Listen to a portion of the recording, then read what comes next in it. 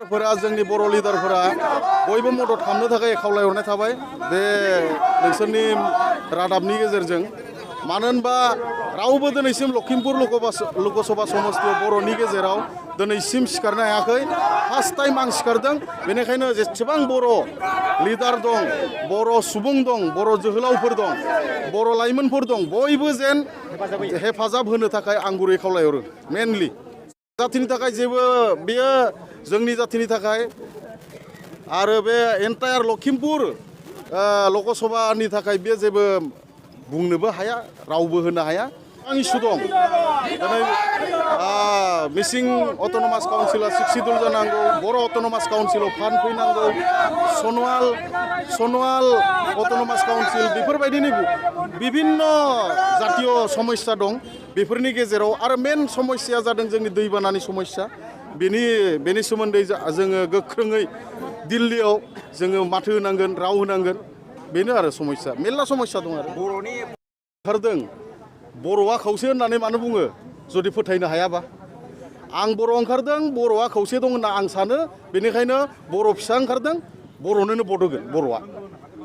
बे 100% सियर जेसेबां लिडारनि खोथा बोलाया बेनो आरो खोथाया रिकुवेस्ट खालामदों बर' लिडारफोरखौ आंखौ हेफाजाब होनो थाखाय मानो होनबा आंबो बर' फिसा बेनि थाखाय बयखौबो खावलायो जे बर' भटखौ जेन जाहाथे माने बिजेपिया मोना आंनो मोनो बेखौ खावलायनो थाखाय जेसेबां लिडार दं आं गुरै खावलायहरो माने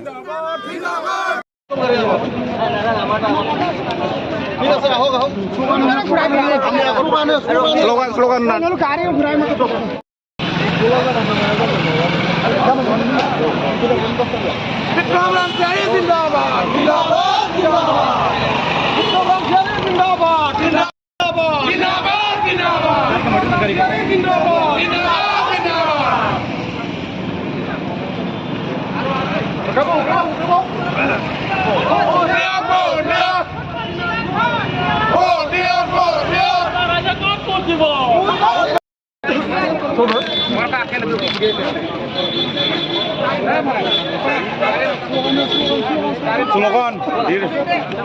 विक्रम राम प्यारे जिंदाबाद जिंदाबाद जिंदाबाद विक्रम राम प्यारे जिंदाबाद जिंदाबाद जिंदाबाद एबार राज्य का भोट দিব विक्रम राम एबार राज्य का भोट দিব विक्रम राम प्यारे भोट দিব